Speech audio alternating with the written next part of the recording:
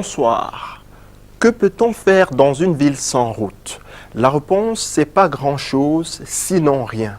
Cas de Yaoundé, la capitale camerounaise, où les routes principales sont en dégradation et les routes secondaires dans un piteux état. Dans cette édition de Cet Actuel, vous aurez quelques clichés de cette ville malade de sa voirie. Ce sera le temps du reportage. En deuxième partie, le professeur Yim Genmouyo, architecte et urbaniste, nous parlera des normes en matière de construction de routes urbaines dans une exploration de solutions à ce problème.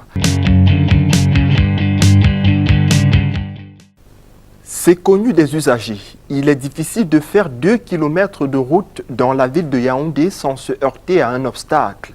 Les nids de poules sont devenus un véritable décor sur la chaussée. Entre délabrement des routes et chantiers interminables, je vous invite à regarder ce reportage.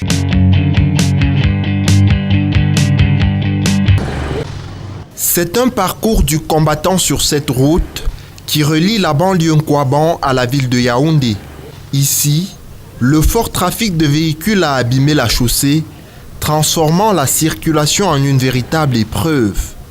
Toujours sur cette voie, au carrefour Soumanguier, les populations doivent des fois faire face aux caprices des conducteurs qui boudent certaines destinations.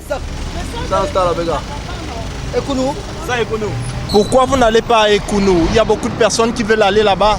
Mais c'est dommage, la route est tellement gâtée. Est-ce que vous pouvez alors nous conduire là-bas? On va s'arranger matière-prix. Il n'y a pas de problème. Quelques mètres parcourus à peine et voilà que des secousses nous imposent un arrêt. Cette femme n'a pas pu contenir sa rage.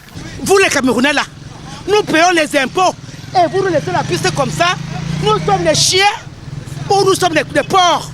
Nous voulons cette route. Avant le carrefour Ekounou, au lieu d'Ista d'Abega, c'est une autre étape. Regardez l'état.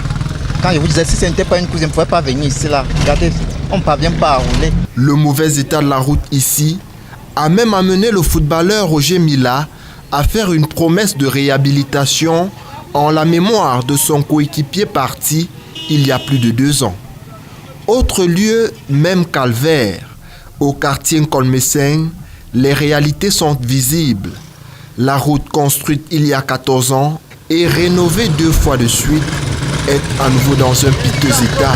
Nous avons minimum 10 cas d'accident par jour, 10 cas trop graves, parce que je parle d'accident, je ne compte pas les petits accidents, à cause toujours de la mauvaise état de la route. Cette route, ça détruit franchement le véhicule. Je peux même vous montrer, parce que si on parle seulement de route, vous allez voir.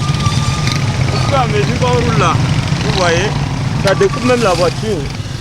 Ça coupe la voiture, donc il faut refaire carrément à cause des cassiers. Alors que si la route était bonne, on devait rouler aisément. Au marché Essos, la terre prend de plus en plus le dessus, cachant les dernières traces de bitume. Dans ce délabrement des routes, les quartiers Mokolo et Mbankolo, entre autres, ne sont pas en reste. À Aegis Cameroun, nous avons cherché une explication à cet état de la chaussée dans la ville de Yaoundé. Le dimensionnement de la chaussée, ça se fait avec un trafic poids lourd. Alors, si vous réduisez le trafic poids lourd, ça veut dire que vous sous-dimensionnez votre route. De l'autre côté, maintenant, il y a l'exploitation de la route. Pour ce qui concerne nos routes ici au Cameroun, je crois qu'il y a l'incivisme qui amène parfois des populations à jeter des ordures dans des drains, qui empêche ainsi au système d'assainissement mis en place de fonctionner comme il se doit. On a donc des drains bouchés, on a des inondations par endroits, et nous savons que l'eau est le premier ennemi de la route. Quand l'eau n'a pas eu un passage bien défini, quand elle prend n'importe quelle direction, ça va générer des dégradations, on aura des érosions, on aura des ravines. Le problème parfois se trouve dans l'attribution des marchés. Il est plus intéressant de parler d'une entreprise mieux disante que de parler d'une entreprise moins disante. Parce que l'entreprise mieux disante, c'est l'entreprise qui va à la fois concilier l'aspect coût et l'aspect technique, c'est-à-dire l'aspect résistance de la route. Donc aujourd'hui, ça pose problème parce que parfois on confie des travaux à des entreprises qui, à un certain moment, ne rentrent pas dans leur investissement et se retrouvent parfois obligés de trouver des moyens pour ne pas faire faillite. Difficile dans ce cas de construire des voies qui respectent les canaux évoqués dans ce document, une référence mondiale en la matière.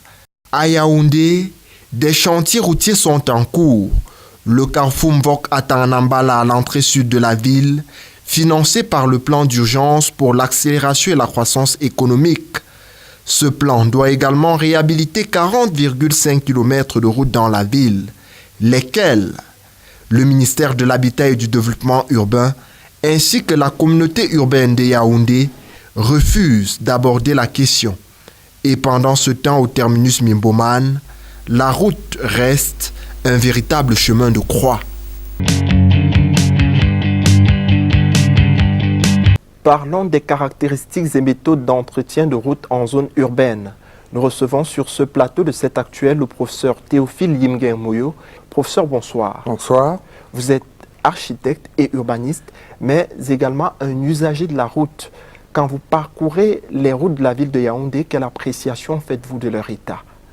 Je suis extrêmement déçu, tant la qualité de ces routes est mauvaise. Vous savez, elles se détériorent d'année en année, au vu au su de tout le monde. Et j'ai l'impression que les efforts nécessaires ne sont pas faits. Vous nous poussez là à évoquer une question, professeur. Quelles sont les normes de construction de routes? Et des études doivent être bien faites par des spécialistes dans ce domaine, que sont les ingénieurs de génie civil et de ponts et chaussées. Alors, si vous faites appel à eux, vous vous rendez compte que lors des études, il y a certains canons, il y a certaines règles qu'il faudrait respecter. Le tracé de la route, par exemple, ne se fait pas n'importe comment. Il faut qu'elle puisse être faite de façon à éviter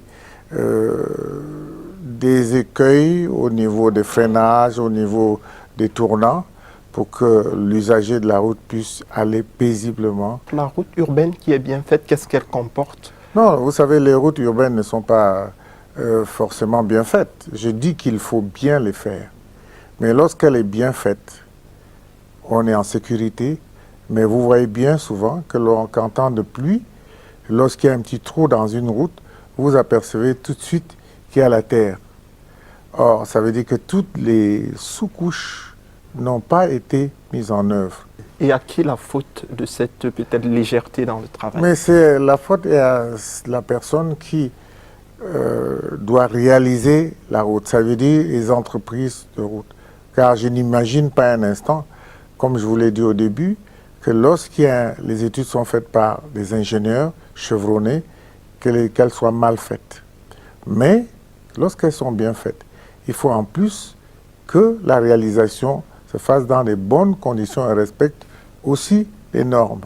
Et le respect de ces normes doit se faire sous la surveillance, sous la supervision des ingénieurs d'études. Et parlant d'entretien, professeur, comment est-ce que ça se fait? Régulièrement, par des visites. Vous voyez, des visites régulières. Vous avez vu dernièrement l'accident qui a eu lieu sur l'axe lourd Yaoundé-Douala. Les visites ont été faites. On a découvert des failles qui ont été signalées. Mais si en plus, vous ne faites pas les réparations nécessaires, vous allez avoir des problèmes. On retient qu'il faut construire les routes, mais également il faut les entretenir. Il faut construire les routes dans les normes et ensuite les entretenir, car la route tue lorsqu'elle est mauvaise. Merci beaucoup, professeur, d'avoir répondu à nos questions. C'est moi qui vous remercie. Mesdames et messieurs, ainsi s'achève le magazine 7 Actuel. Retrouvons-nous dans 7 jours. Nous parlerons des retombées socio-économiques de la Coupe d'Afrique des Nations 2016. Ce sera dans la ville de Limbé. Bonsoir.